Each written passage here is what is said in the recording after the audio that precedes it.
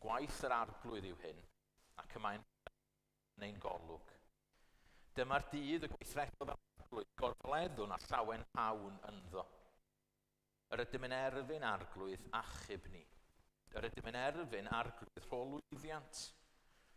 Bendigedig yw'r yn enw'r arglwydd, bendithchwi o dir arglwydd. Yr arglwydd yw sydd dduw, rhoi soleini i mi, a changau y minwch yn yr yrymdaeth datger yr allor. Ti yw fy niw, a rhodda diolch i ti fy niw, beth yr chafaf i. Diolchwch i'r arglwydd, oherwydd da yw, ac y mae ei gariad hyd byth. Ewch ni weddio. Arglwydd dad, da ni'n diolch i ti bore yma bod ni'n cael dod at yn gilydd yma i daddoli di. Dad, da ni'n diolch dy ffordd yn rhydd yn ata ti, nid yn unig i dygeisio di, ond da ni'n gwybod bod ti'n gwrando arna ni trwy Iesu Grist.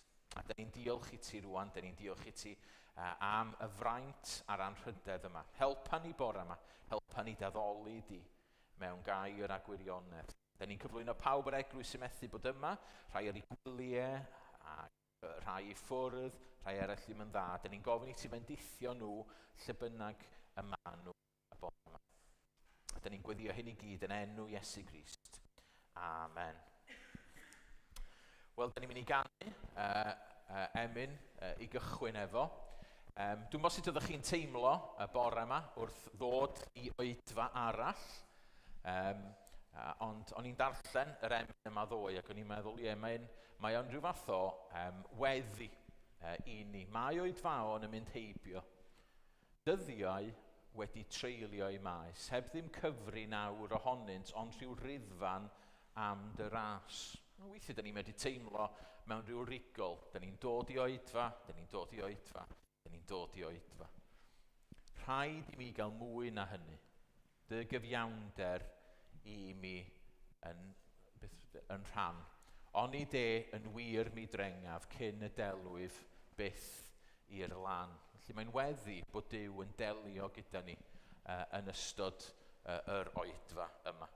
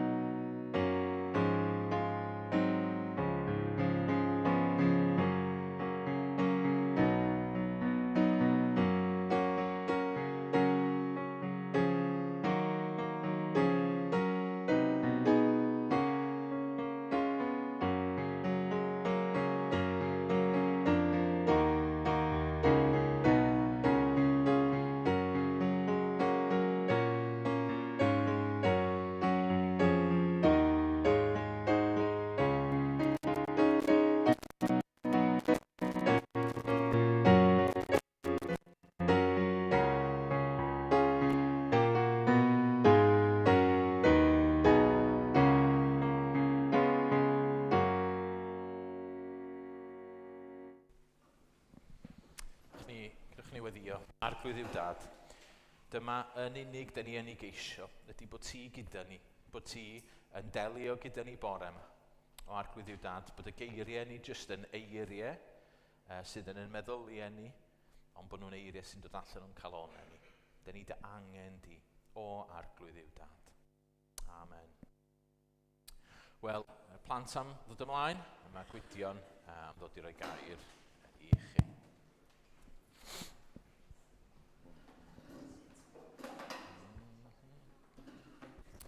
Wel, wir. Mae rhai ohonych chi yn snobs. Dych chi'n fodlon eistedd ar gader plant bach? A ni.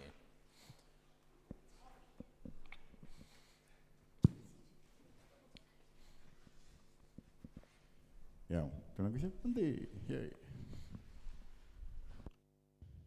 Bore da. Bore da. Bore da, Mr Evans, bore da, ffrindiau. Dych chi'n mynd hynna? Chi'n mynd ysgol? OK. Reit, da ni'n mynd i gael quiz rwan ta. Gwn i weld, by the wonders of modern technology, gwn i weld os di hwn yn gweithio. Reit, pawb adra. O, sa chdi nath hwnna fan'an? Chdi nath o, OK, iawn.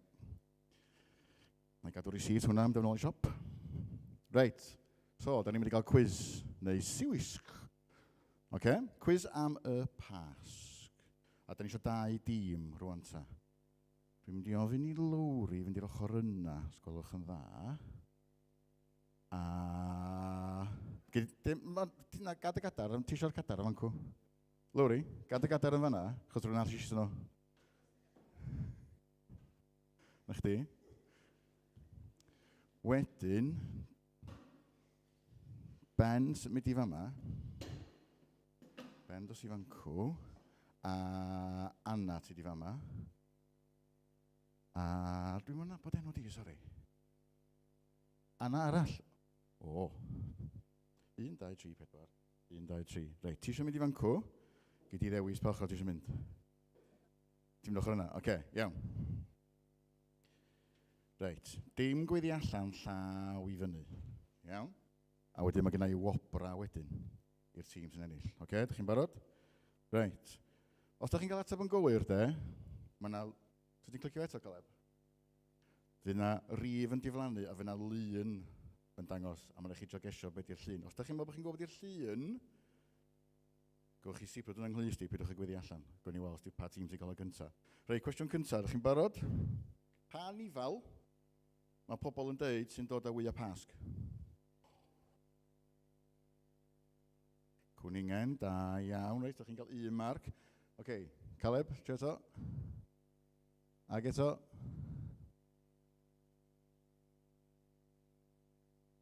Llun o be wyt ti'n meddwl sy'n yna? Unrhyw syniad? Ti'n gwybod? Ti'n mynd ta?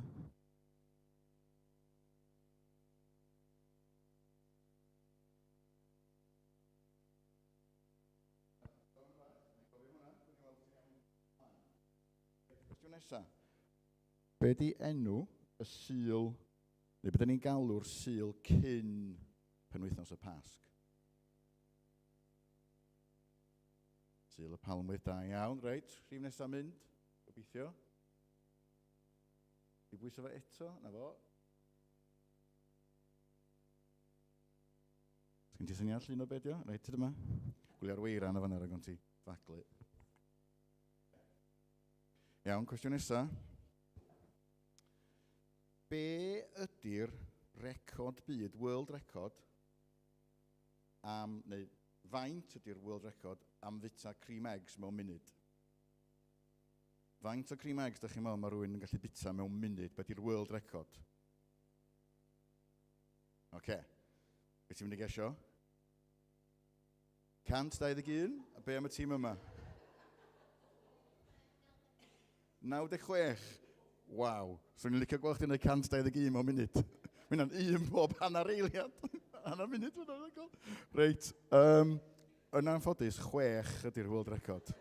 Chydig bach yn siomedig ella, ond 6 ydy hwnna. So chath neb hwnna'n iawn, ond chdi ydy'r agosa. Chdi ydy'r agosa. OK, Caleb? So da chi efo 2 farc. Iawn. Ti eisiau sôn wrth y dîm be nes di ddeitha fi ac ydych chi eisiau newid eich meddwl? Ydych chi'n hapus efo'ch syniad? Ydych chi'n hapus?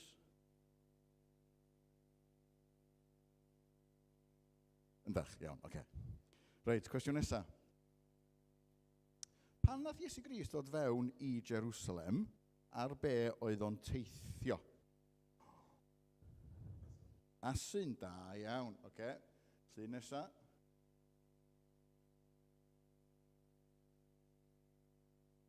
Pwys eto, Caleb, gwybod sy'n gwydd? Chdi, ag eto. Oce, dych chi'n hapus?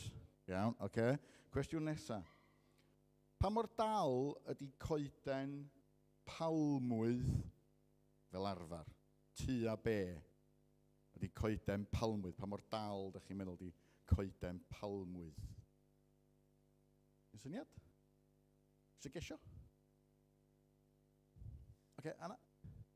Fyny fanna, be di hynna? Mewn metrau, metr ydw ni? 1 metr, oce. Dewis, gen ti syniad? 2 metr, so chydig bach talach na fi. Wel, 10 metr ydy'r ateb cywir. 10 metr. So mae hynna'n dalach na fan hyn. 10 metr. So, ydych chi'n cael pwynt fanna, so mae'n 2 pwynt yr un. Mae'n agos. Reit, gwn i lun arall.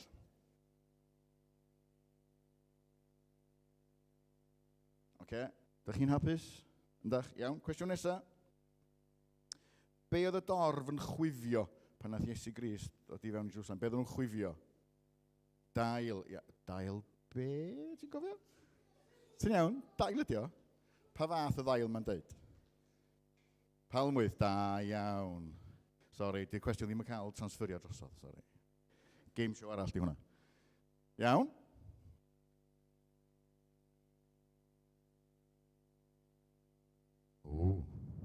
Dych chi dal yn hapus? Oce, iawn. Reit ta. Faint mae'r wy pasg dryta gallwch chi brynu eleni, dwi'n meddwl, yn gostio. Mae'n dych chi'n meddwl mae'n gostio. Okay? Mae'n dych chi'n meddwl mae'n gostio. Dewi. 30 pint. Oce. Yr un peth. Dych chi'n mynd uwch neu'n llai? 45 pint. Wel, yn ôl Google, 25,000 ydy'r wy pas dryta fyddwch chi brynu. 25,000. Dwi'n yn gwybod. A mae o'n pwyso 100 kilogram. So, os ti'n chopio'n rai chi off, mae'n pwyso gymaint o fus ar ôl dyn. So, mae'n lot o chocolate. So, yr agosa ydych chi eto, os ydych chi 3 marc. Reit, llun arall.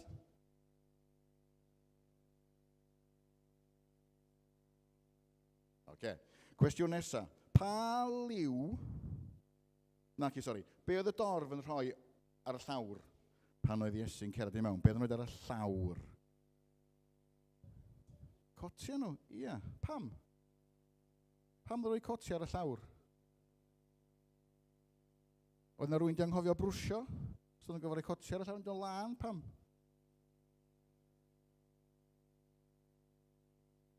Ia. Be ddyn nhw'n trio ddangos? Be ddyn nhw'n trio ddangos? Ia, dangos parch. Fatha, oedden nhw'n dangos bod o'n freni, bod o'n bwysig. Reit, llun arall?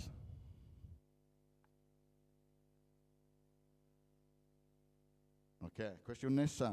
Pa liw di wya pasg yn y wlad Groeg? Pa liw di wya pasg yn y wlad Groeg? Just gymwch ges, os ydych chi'n gwybod. Ti eisiau gesio? Na. Ti eisiau gesio? Pa liw? Llwyd? Gwyn? Naci? Coch? Coch? Coch. Yn ôl y sôn, mwyn i ni gofio am Iesu Grist ar y groes. Amser pas, na pan maen nhw'n coch. Ella bod yna liw eraill ar gael, lle, ond... Reit, oce. So, ydych chi'n cael llun o fanna? Ydych chi'n cael llun o fanna? Ydych chi wedi gael o hefyd? Caleb, ti'n rhi neis. Be oedd y dorf yn ei weiddi? Be oedd y dorf yn gweiddi? Bydd y dorf yn gweiddi. Hosanna. Ia. Pam? Cwestiwn, ydych chi'n gasau mwyaf gan athrawon? Pam? Pam bod nhw'n gweiddi Hosanna? Ia. Beth nhw'n rhoi, beth nhw'n neud i Iesu Grist? Ia, illa, yn gweud. Ia, a hefyd yn deud, oedd yn rhoi clod iddo fo, yn deud ffordd nhw'n defnyddio i ddeud pa mor dda oedd Iesu Grist. Oce? Os da llun arall? Wedyn mae yna ddau ar ôl i fod. Wedi'r pwyntiau, mae hi'n 4-3. Reit. Be mae pobl yn yr Almaen yn ei wneud hefo Wyau Pasg? Rwy'n anffodus, dydy ein authority ar pethau'n Almaen ddim yma heddiw. Yn yr Almaen. Os ydych chi'n gwrando ar y we, gwch chi checio, os dwi'n iawn. Eto, gan Mr Google, other search engines are available gan fod ar y we, lle. Diddorol. Dim dyna dwi'n ateb dwi wedi cael. Ella bod nhw'n neud hynna hefyd, dwi'n mwyn gwybod. Sgwasio nhw. Na. Yn o beth dwi wedi cael, maen nhw'n dwnsio o gwmpas nhw.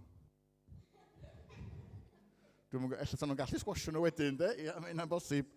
Mae hynna'n bosib, ond ta waith, dyna maen nhw'n dweud. So, dim marc i neb efo yna, reit?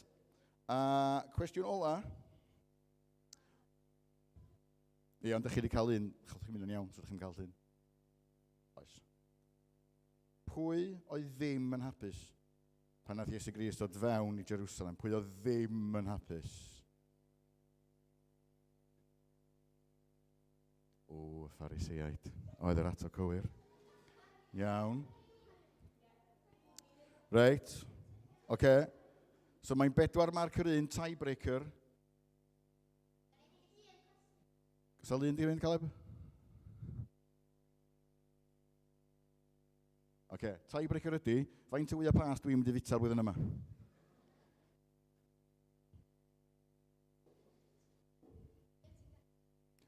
Dwi eisiau rhif yn anffodus. Dwi eisiau rhif. 100! Dwi'n licio chdi. 10. Mae'n siŵr na chdi sy'n agosat i hi. Dim ddylai ateb i fod go iawn, de. Ond, reit, so mae'r tîm yna di ennill, y marc yna. Iawn, so chi sydd wedi ennill y quiz. So, yn anffodus, mae gen i wobr i chi, ond i wobr chi ddim cweit cystal â gwobr nhw, oce?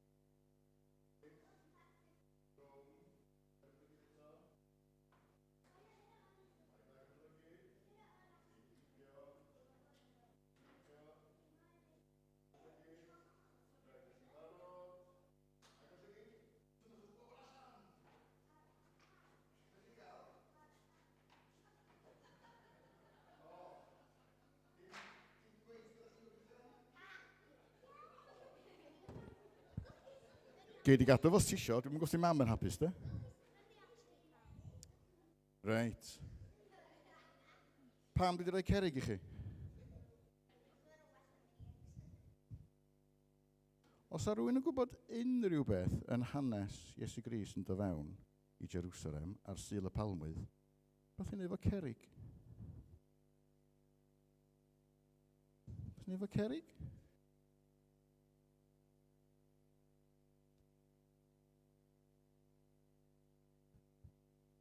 Ffantastig. Gei di ddod eto. Ffantastig. Ia.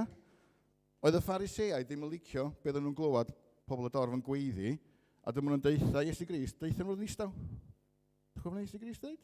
Wel, os di nhw'n bod yn ddistaw, mae'r cerig yn mynd i ddeud pa mor ffantastig di Duw. So dyna rwy'n eisiau chi gofio, Sul yma, pan oedd Iesu Grist i fewn i Jerusalem, oedd o'n rhywbeth ffantastig, bod ni'n cofio Iesu Grist yn anhygol. Oedd y dorf yn deud hynna, a sa'r cerig hyd yn oed yn siarad ac yn deud o. Rwy'n meddwl fyny chi, gewch chi gadw'r cerig os da chi isio. Os da chi ddim, gewch chi adael nhw ar y gongol yn fanna. Diolch yn fawr, gewch chi'n eistedd lawr, diolch yn fawr.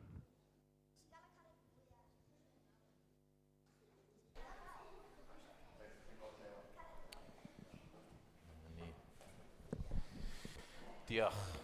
Diolch Gwydion. Mae'n poeni rhywun pan mae cwestiwn yn cael ei ofyn faint o neu faint o cream eggs mae rhywun yn mynd i bita mewn munud a ma'ch dau blentyn chi jyst yn troi rownd ac edrych yna chi yn syth dydy. Ond na ni. Dwi'n siŵr gallen ni gyrro 6, actually. Lle bod o'n record y medrwn ni drio wneud fel capel y ffynnon. Ella Sul nesa, a fydd. Na ni, gwych. Wel, gadewch ni ddarllen yr hanes rwan ta. Mae hi'n Sul y Palmwydd, lle dyn ni'n cofio am Iesu yn dod i mewn i Jerusalem. A mae'n bwysig cofio, bod yn Sul i ni, doedd o ddim yn dysul i Iesu nag oedd, achos oedd o'r diwrnod ar ôl Sabath, oedd o'r diwrnod cyntaf o'r wythnos. Ond da ni'n mynd i ddarllen o Luc ac o benod 19 o Luc. Mae Luc yn disgrifio beth ddigwyddodd. Wedi dweud hyn, aeth rhagddo ar ei ffordd i fyny Jerusalem gan gerdded ar y blaen. Pan gyrhaeddodd yn agos i Bethfage a Bethania, ger y mynydd a elwyr o lewydd, anfonodd 2 o'i ddisgyblion gan ddweud, ewch i'r pentref gyferbyn. Wrth i chi ddod i mewn iddo, cewch yno ebol wedi ei rwymo, un nad oes neb wedi bod ar ei gefn erioed. Gollyngwch ef a dewch ag ef yma. Ac os bydd rhywun yn gofyn i chwi, pam yr ydych yn ei ollwng, dwedwch fel hyn, y mae ar y meistr ei angen. Aeth y rhai anfonwyd a chael yr ebol fel yr oedd ef wedi dweud wrthynt. Pan oeddynt yn gollwng yr ebol, meddai ei berchnogion wrthynt, pam yr ydych yn gollwng yr ebol? Atebasant wythau, y mae ar y meistr ei angen. A deithant ag ef at Iesu. Yna taflasant ei mentyll ar yr ebol a gosod Iesu ar ei gefn. Wrth iddo fynd yn ei flaen, yr oedd pobl yn teunu ei mentyll ar y ffordd. Pan oedd yn nesau at y ffordd sy'n disgyn o fynydd o'r olewydd, dechreuodd holl dyrfa ei ddisgyblion yn ei llawenydd foli Duw a llais uchel am yr holl wirthiau yr oeddent wedi ei gweld gan ddweud. Bendigedig yw'r un sy'n dod yn frenin yn enw'r arglwydd, yn y nef tangnefedd ac ogoniant yn y goruchaf. Ac medde rhai o'r Phariseaid wrtho o'r dyrfa, athro, ceryddad y ddisgyblion. Atebodd yntai, rwy'n dweud wrthych, os bydd y rhain yn tewi, bydd y cerig yn gweiddi. Pan ddaeth yn agos a gweld y ddinas, wylodd drosti gan ddweud, pe bai tithau y dydd hwn wedi adnabod ffordd tangnefedd, ond na, fe'i cuddiwyd rhag dylygaid, oherwydd daw arnat ddyddiau pan bydd dy elynion yn codi clawdd yn dy erbyn, ac ym dy amgylchynu, ac yn gwasgu arnat o bob tŷ. Beth ymchwelant hyd dy seiliau, tuath blant o'th fewn, ni adawant faen ar faen yn o ti, oherwydd dy fod heb adnabod yr amser pan ymwelwyd â thi. Glywch ni weddio. Arglwydd yw, dyn ni yn diolch i ti am yr hanes rhyfeddol yma dyn ni wedi darllen rwan. Dyn ni'n diolch i ti bod ni yn dysgu bod ti ddim yn dduw sydd yn bell i ffwrdd, ond bod ti wedi dod yn agos a bod ti wedi dod yn Iesu Grist yn un ohono ni. A dyn ni yn diolch heddiw bod ni'n cael dathlu y digwyddiad rhyfeddol yna, lle nath Iesu fynd i mewn i Jerusalem. Lle oedd pobl yn gweiddi ac yn gweiddi Hosanna ac yn dweud pethau rhyfeddol amdano fo a rhoi palmwydd o'i flaen. O, Arglwydd yw Dad, dyn ni'n gwybod na nid fel a oedd pobl wythnos yn ddiweddarach, ond Dad, dyn ni'n gweddio byddwn ni ddim fel a. Dyn ni'n gweddio byddwn ni wir yn daddoli di o waelod calon. A dyn ni'n medru gweddio hynny nid oherwydd bod ni yn special, nid oherwydd bod gyda ni ryw allu rhyfeddol i fod yn well na'r bobl yma, ond oherwydd yr ysbryd glân, oherwydd dy waith di. Oherwydd dyn ni ddim yn dibynnu arna ni, dyn ni'n dibynnu ar Iesu Grist. Ac o Arglwydd yw Dad, dyn ni'n diolch i ti rwan am Iesu Grist.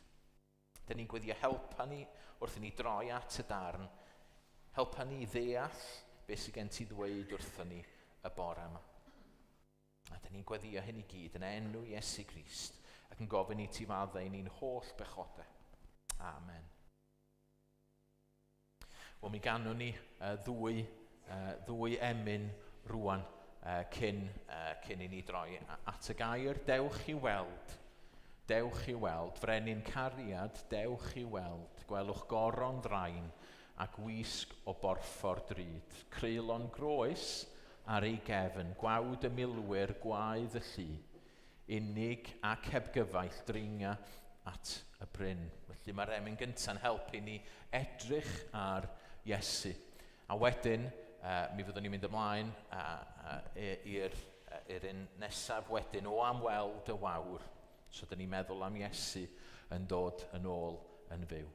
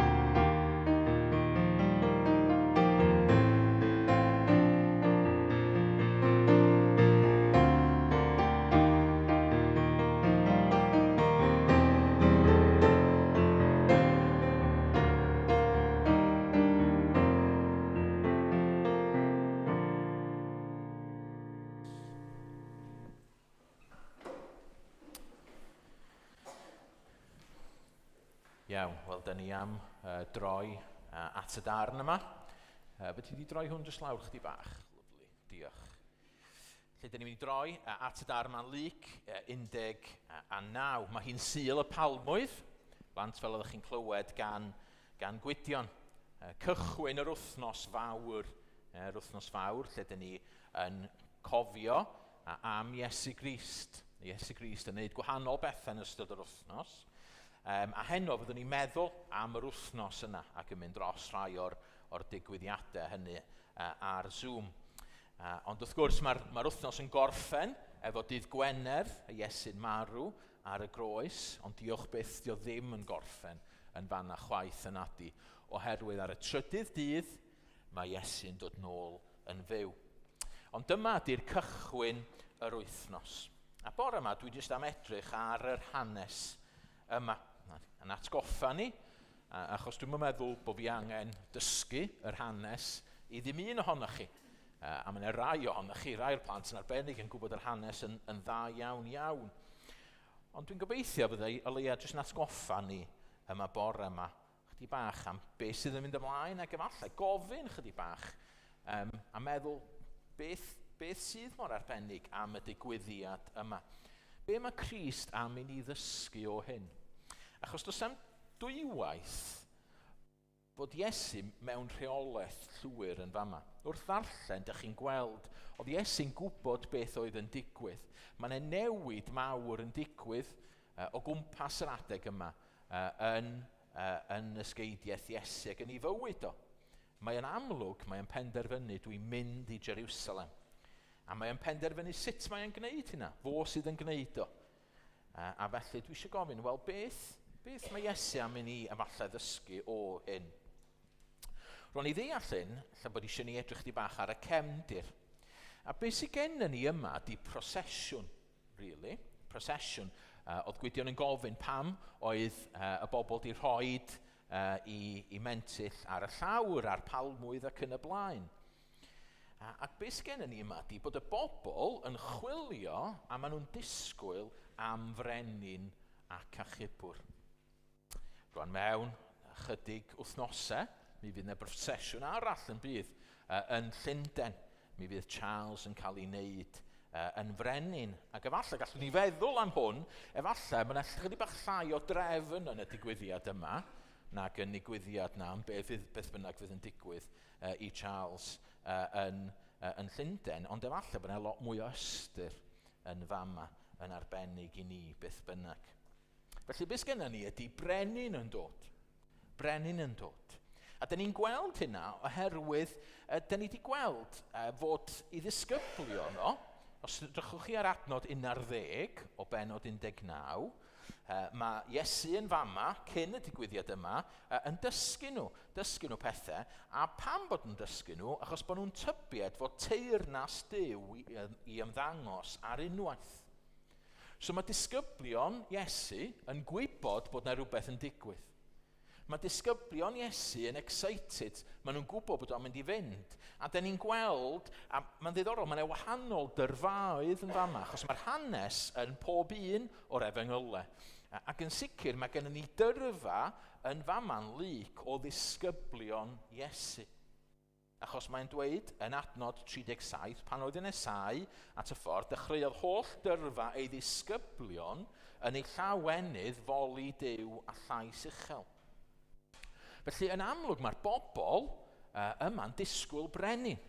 Mae ddisgyblion yn disgwyl brenin. Ac wedyn y syniad ydy, siŵr o fod, ydy fod lot mwy o bobl eraill wedi dechrau dod a wedi dechrau gweld beth sydd yn digwydd, ac wedyn maen nhw yn dod.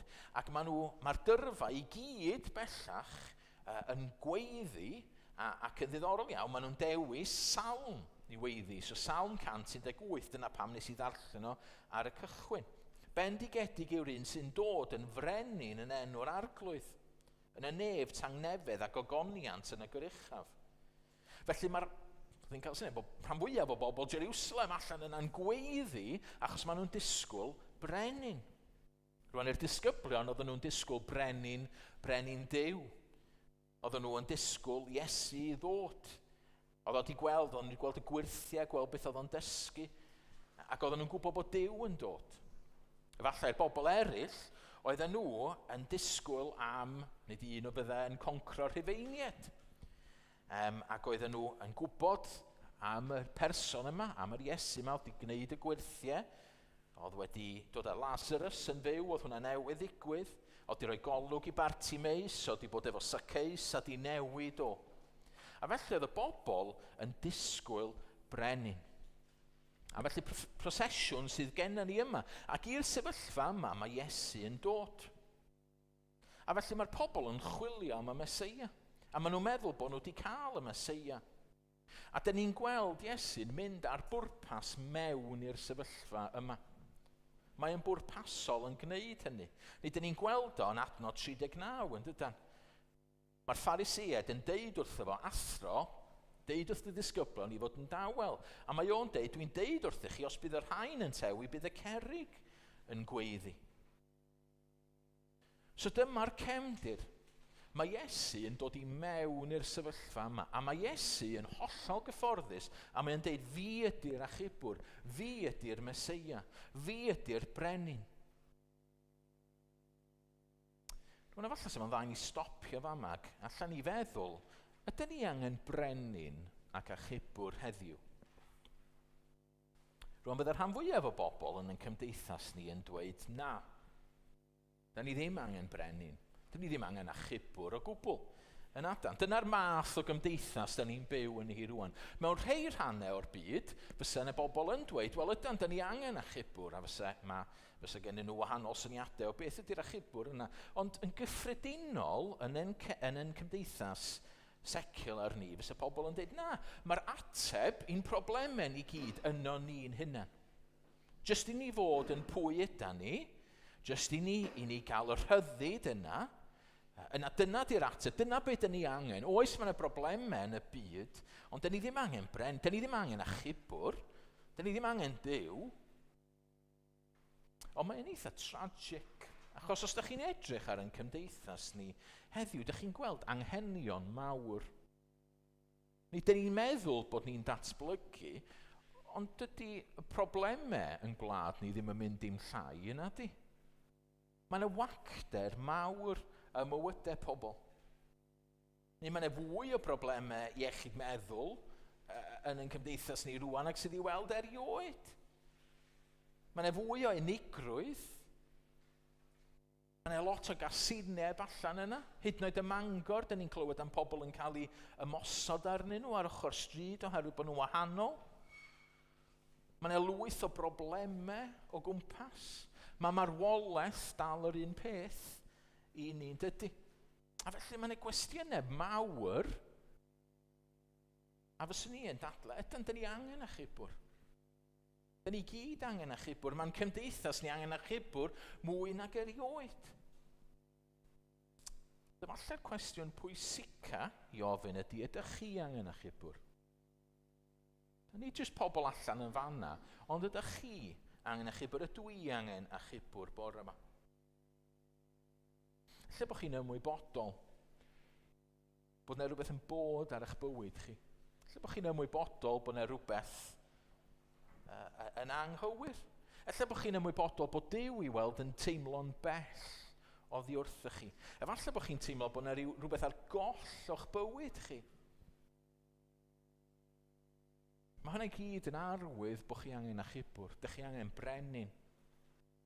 Dydy Duw ddim wedi'ch creu chi fod ar ben eich hun, dych chi angen mwy na hynny. Ella bod chi'n ymwybodol bod yna rhyw bechod. Ella bod eich cydwybod chi yn pigo arna chi. A bod chi'n ymwybodol bod chi'n mynd i wynebu barn am hyn. Dych chi angen achubwr, dych chi angen brenin. Dych chi methu byw ar ben eich hun. Ella bod chi'n ymwybodol o hyn am y tro cyntaf. Ella bod Duw wedi bod yn dechrau delio efo chi. Ella bod chi wedi bod yn y gwersyll, a bod chi wedi clywed pethau yn y mini gwersyll, a bod chi wedi clywed bod chi angen, a chi bod Duw wedi dechrau dangos i chi bod chi angen achubwr. Neu ella bod chi'n Gristion, wedi bod yn Gristion ers blynyddoedd, ond bod chi wedi pethau o ddiwrth Duw. Wel, yr anogaeth i chi bore yma, a beth dwi eisiau gwneud eich atgoffa chi di sbiwch ar Iesu Grist. A Achos mae Iesu Grist yn dod mewn i'r sefyllfa yma yn Jerusalem, a mae'n dod mewn i'n bywydau ni, a mae o'n deud fi ydy'r achubwr. Mae Iesu'n cynnig ei hun fel brenin i chi. Dyna dwi eisiau gwneud bore yma. Dwi eisiau trio dangos pam bod Iesu'n frenin mor rhyfeddol. Os ydych chi'n gweld yn yr hanes, mae'n mynd mewn i Jerusalem yn dydy. Rwan, o pobl eisiau lladd Iesu. Oedd Iesu'n gwybod hwnna. Oedd disgyblion Iesu'n gwybod hwnna. Mae'n hanesion amdani disgyblion o'n deud paid a mynd i Jerusalem. Ond mae Iesu'n deud na dwi'n mynd. Achos mae gen i waith i'w wneud. Yn gyffredinol dydy Iesu, bob tro mae rhywun yn sôn amdano fo fel brenin, ar y cychwyn yr Efengylau, mae o'n deud bydd yn dawel. Paid a dweud wrth pobl. Ond yn fama rwan mae o'n dweud na, dwi'n dod. Fi ydy'r brenin, fi ydy'r achubwr. Hyd yn oed pan mae bobl yn gwrthwynebu fo fel y Phariseaid. Dio ddim yn dawel yn fama fo'r Phariseaid, na di. Mae o'n dweud, na, fi ydy'r achubwr. A felly bore yma, dwi eisiau edrych am dwi eisiau pwyntio 3 peth yn yr hanes yma, sy'n mynd i ddangos i chi gobeithio, sy'n mynd i berswadio chi, sy'n mynd i fod yn helpu chi fod Iesu yn achubwr ac yn frenin rhyfeddol. Peth cyntaf yn sydyn iawn ydy, mae o'n frenin pwerus. Mae o'n frenin, mae o'n achubwr pwerus. Rwan mae arweinwyr yn gwledydd ni heddiw, pwy bynnag ydyn nhw, yn gyffredinol maen nhw'n cyrraedd yna trwy eiriau. Maen nhw'n cychwyn fel aelodau seneddol yn gwlad ni neu beth bynnag, ac maen nhw'n defnyddio geiriau, maen nhw'n gwneud areithiau arbennig ac efallai bod nhw'n defnyddio eu personoliaethau, efallai bod nhw'n defnyddio eu arian ac yn y blaen mwyn cyrraedd statws pwysig yma.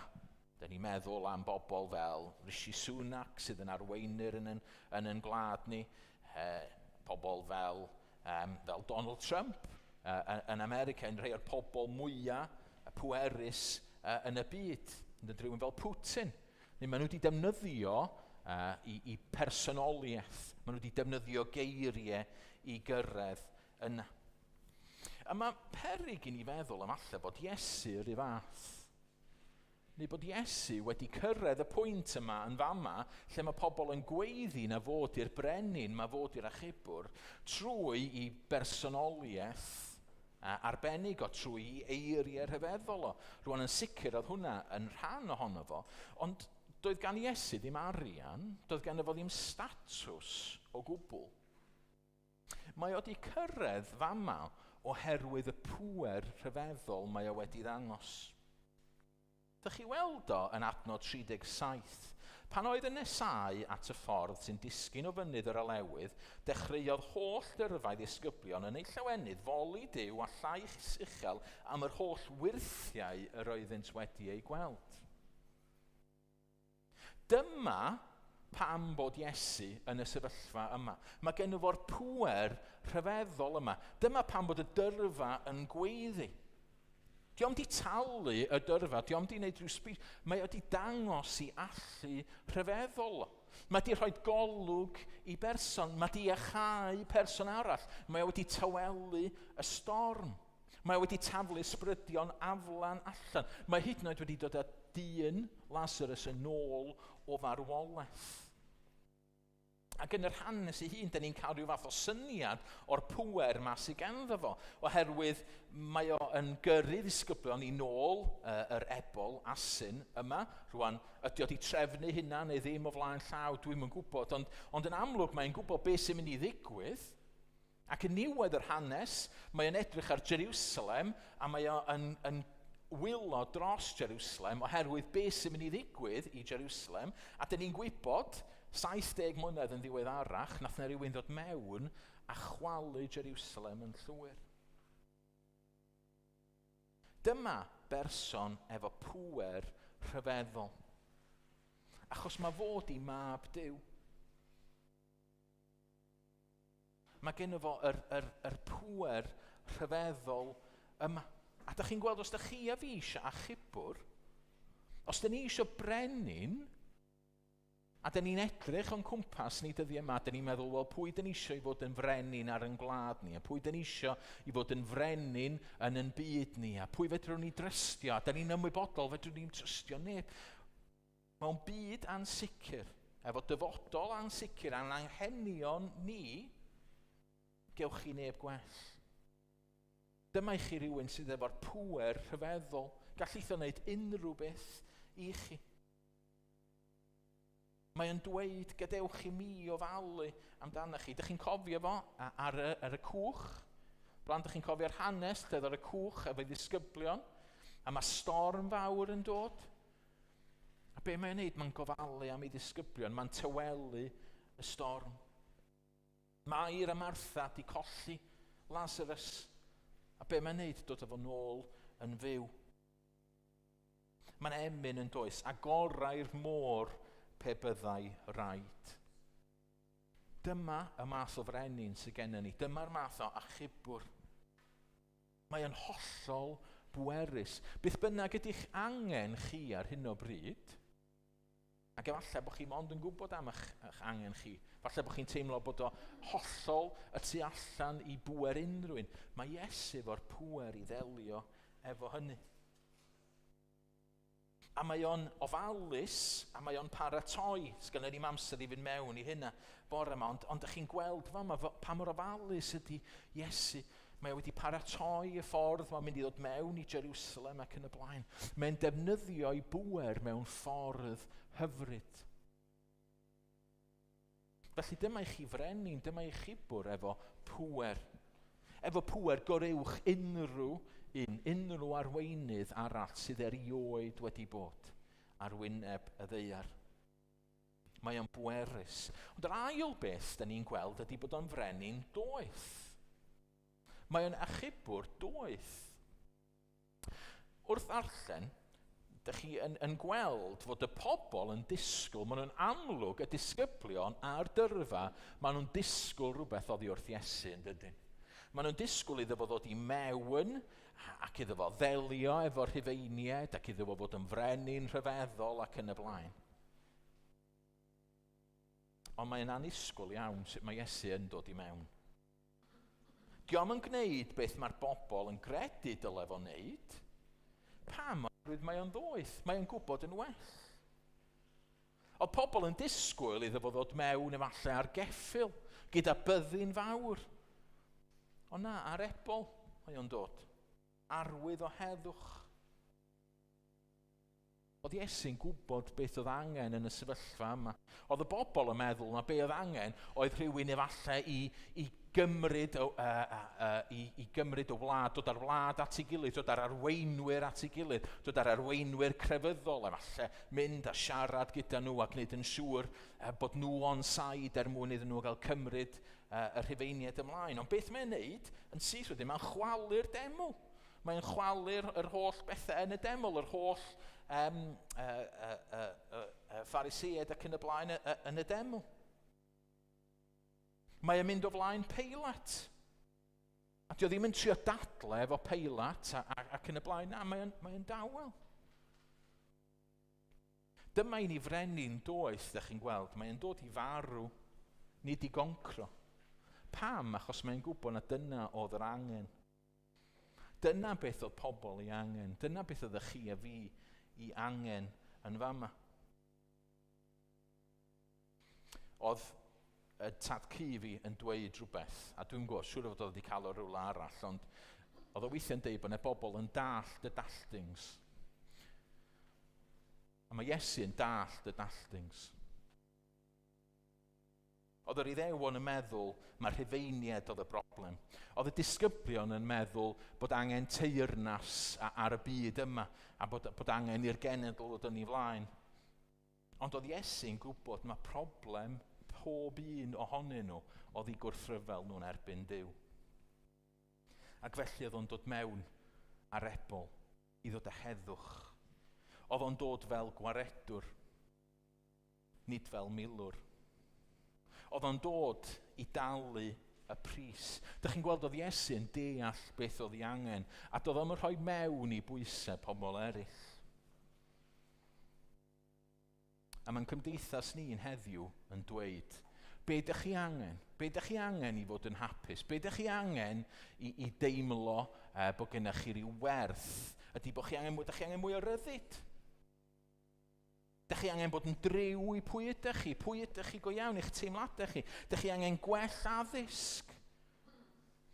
Dyn ni angen mwy o degwch mewn cymdeithas rwan. Efallai fod y pethau yna yn dda, rhai ohonyn nhw beth bynnag.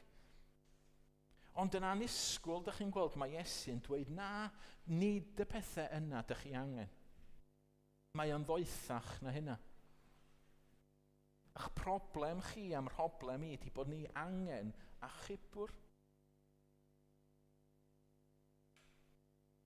Mae o'n gwybod be di'n angen ni. Ac felly mi ddoth Iesu fel achubwr i farw trosta ni. A felly, bore yma, falle bod chi yma'n eistedd a ydych chi'n ymwybodol bod gennych chi rhyw broblem. Lle bod chi'n teimlo rhyw angen yn eich bywyd chi. A lle bod chi'n gwybod, ydych chi'n meddwl bod chi'n gwybod, beth ydy'r ateb i hynna. Beth mae'r hanes ma'n dweud ydy, trystiwch yn Iesu Grist, achos fod yr un doeth. Ella bod gen fo ateb hollol annisgwyl i chi. Dych chi'n gwybod beth ydych chi angen ydy fo. Ac ei ddweud hyn hefyd yn myd crefyddol, achos da ni'n byw mewn byd lle mae eisiau pethau edrych yn dda. A da ni'n edrych ar sefyllfaoedd, a da ni weithiau yn meddwl mae'r ateb i anghenion ni fel eglwys, efallai bod ni'n meddwl na'n ateb ni ydy cael adeilad ffantastig, neu cael mwy o hyn, neu mwy o drefn, neu canu gwell, neu beth bynnag ydy o. Ac efallai, dwi'n dweud bod yna'n byd o'i le ar hynny. Ond beth sy'n ni'n neud ydy gwrando ar Iesu. Achos mae ateb yn aml yn annisgwyl. Fod yr un doeth. Mae eisiau ni fynd ato fo. Rhaid i ni beidio bod yn tragic fel y pobl yn fama yn ei wrthod o, fel nathan nhw wythnos yn ddiweddarach. Felly, dyn ni'n gweld bod Iesu, mae'n frenin, mae'n achubwr pwerus. Mae'n frenin ac yn achubwr doeth. A mae hwnna'n combination great, yn dydi? Os ydych chi weithiau, dwi'n gwybod bydd rhai ohonoch chi ddim, ond efallai bydd yna rhai ohono ni yn meddwl, reit, sut fyswn ni'n neud y chwaraewr pêl-droed gorau, neu'r chwaraewr rygbi gorau? Pa combination? Ac efallai bod fi'n meddwl am ffwtbol, a fi'n meddwl, reit, sy'n ni'n hoffi cael chwaraewr sydd yn medru sgorio fel Mo Salah, ac sydd yn medru defendio fel Virgil van Dijk, ac sydd efo'r gallu yn midfield fel Owain Roberts, Llanberis neu beth bynnag. A ydych chi'n meddwl, waw, fysa chwaraewr fel yn amazing. Wel, dyma chi combination gwych ar gyfer achubwr, ynde? Mae'n bwerus a mae'n ddoeth. Ond mae'n un peth arall da ni'n weld yn yr hanes yma, sydd yn hyfryd. Ydych chi'n gwybod, mae'n frenin, mae'n achubwr sydd â concern. Mae'n caru. Mae'n gofalu. Chi di sylwi ar adnod 41 yn fanna. Yn ganol bob dim sydd yn mynd ymlaen, yn ganol yr holl bobl yma, sydd yn gweiddi ac yn gwneud ffys ohono fo. Pan ddaeth yn agos a gweld y ddinas, wylodd drosti. Wylo. Pan bod Iesu wedi crio yn fanna. Oherwydd bod o'n gwybod beth sy'n mynd i ddigwydd. Mae'n gwybod beth sy'n mynd i ddigwydd mewn 70 mlynedd i'r ddinas yma. Ac os ydych chi eisiau gwybod, ydych chi'n mynd i darllen yn ei oedd na hanesydd Josephus sydd wedi dweud beth ddigwyddodd. A nath nhw rhywbeth erchyll ddigwydd i Jerusalem a'i phobl. Hynny nath nhw gael ei annihilatio 70 mlynedd yn diweddarach. A dio ddim isio hynna. A felly mae Iesu yn fama, mae o mor drigarog, mae o'n caru y bobl yma. A mae'n dechrau wylo, achos mae'n gwybod dyn nhw'n mynd i droi ato fo. Dych chi'n medru dychmygu fo yna ar Iasin a mae'n edrych allan ar y bobl a mae'n gweld efallai plant yn llawn hwyl ag aspri ac yn taflu'r canghennau a'r dillad yma a'r gwragedd a'r gwir a mae pawb yn llawn hwyl ac yn gweiddi bod o'n frenin ac yn y blaen a mae'n gwybod beth sydd yn digwydd iddyn nhw, beth sy'n mynd i ddigwydd iddyn nhw a mae o'n wylo. Mae nhw'n gwybod bydden nhw ddim yn troi ato fo. Mae'n gwybod bydden nhw'n mynd i ffordd I hun. A mae'r emosiwn yn codi yn efo. Mae'n byrlymu. Dych chi'n teimlo fo weith? Dych chi weithiau yn ei deimlo fo? Pan da ni'n teimlo'n drist a mae e jyst yn dod allan. A dyma Iesu, yr arglwydd, yr un pwerus, yr un sydd efo'r gallai fo wneud unrhyw beth, yr un doeth, ac mae yma a mae o'n edrych ar y bobl a mae'r emosiwn jyst yn dod a mae e jyst yn wylo. Dyma di'r peth am Grist, dyma di'r peth am Dduw. Mae o'n bwerus, mae o'n ddoeth, mae o'n gyfiawn, da ni'n di sôn am hynny, mae o'n berffaith, da ni ddim di sôn am hynny, ond mae o'n caru. Nos Wener, oedden ni yn siarad yn doedden yn selar, da ni bod yn edrych ar gwestiynau gwahanol mae'r bobl ifanc yn ei ofyn. Ac y cwestiwn oedden ni'n edrych arno fo nos Wener oedd pam bod Duw yn gadael I bobl farw.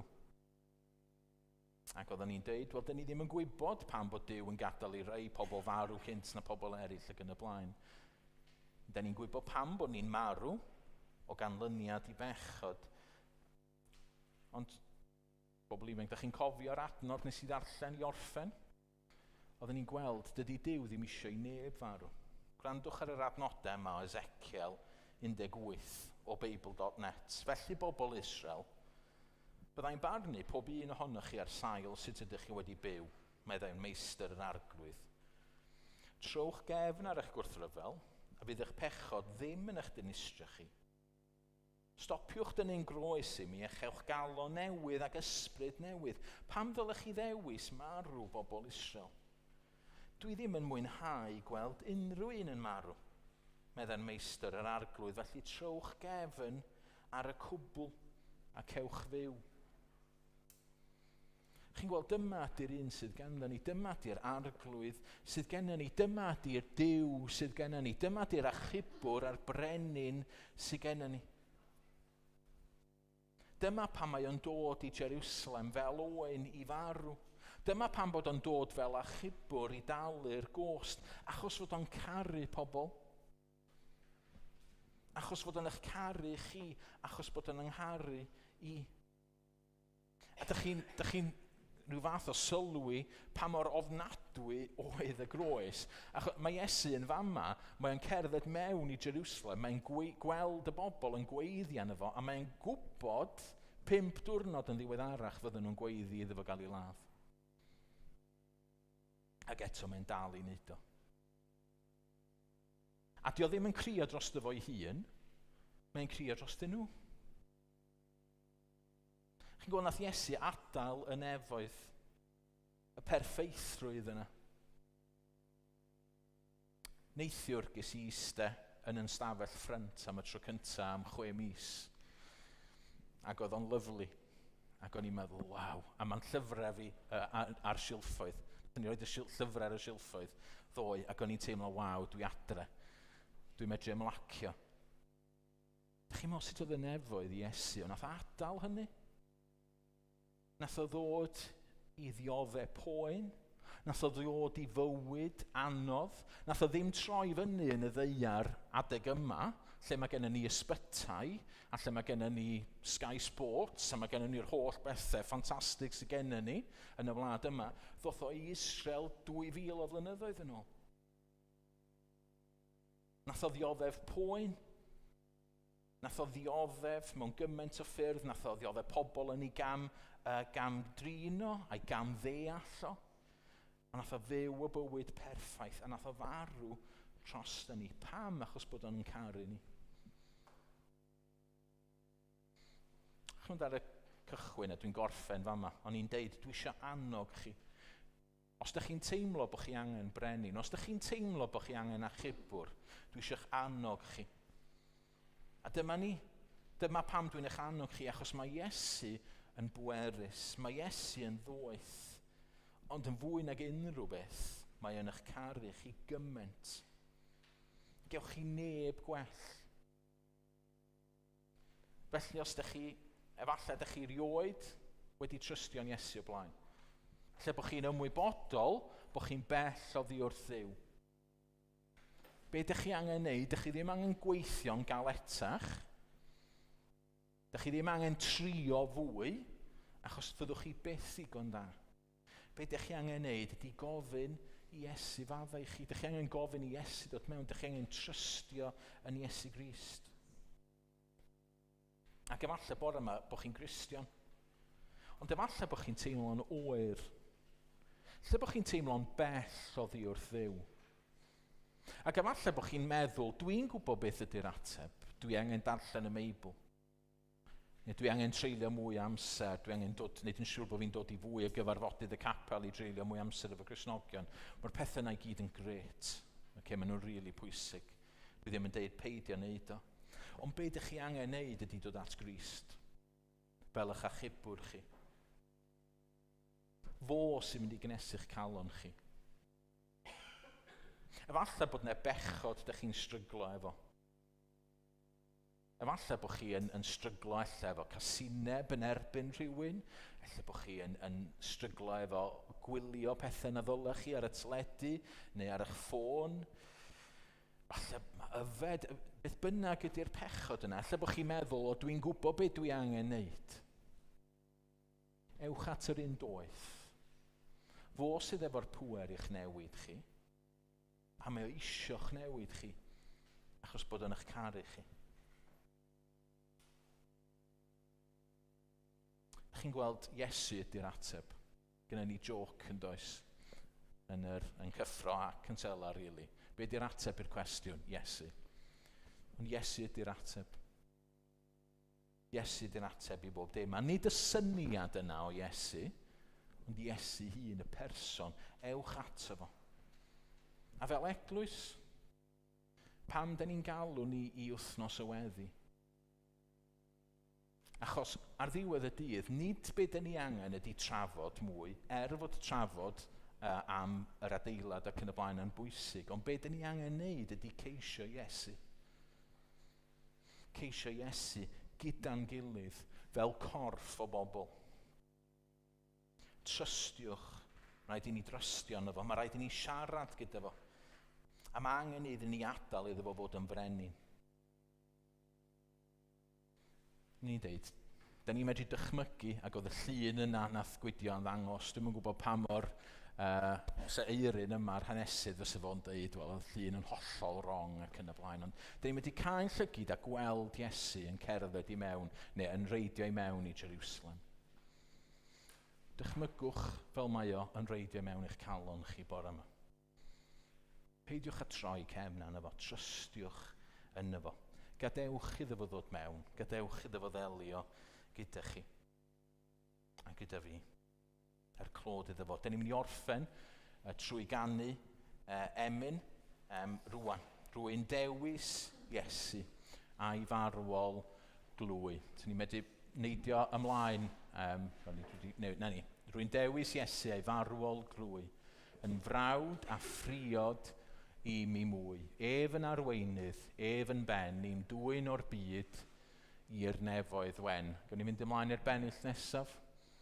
Wel, dyma un o dwedwch ble, gwelir arall fel e fe, a berin ffyddlon i mo hyd ym mhob rhyw drallod yn y byd. Pwy wrendir iddfan fenaid gwan? Pwy'n cwyd ym holl a feidiau lan? Pwy garia maich fel brenu nef? Pwy gyd ymdeimla fel y fe?